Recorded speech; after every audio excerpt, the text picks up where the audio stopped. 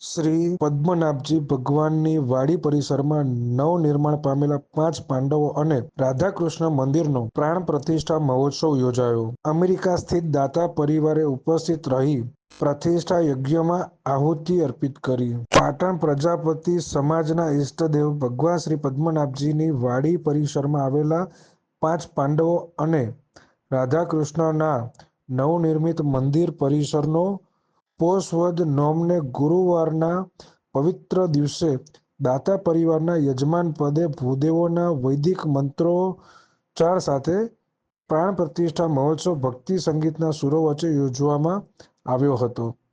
5 પાંડવ અને રાધાકૃષ્ણના નિર્મિત મંદિર પરિસરના પ્રાણ પ્રતિષ્ઠા મહોત્સવને લઈ પ્રતિષ્ઠા યજ્ઞ પણ કરવામાં આવ્યો હતો, જેના યજમાન પદે દાતા પરિવારના અમેરિકા સ્થિત શિલ્પાબેન કમલેશકુમાર ભગવાન દાસ પરિવારે બિરાજમાન બની નાથગોળ જયેશભાઈ પંડ્યા સહિતના ભૂદેવોના શાસ્ત્રોક્ત મંત્રોચ્ચાર વચ્ચે વિધિ સંપન્ન કરાવી હતી.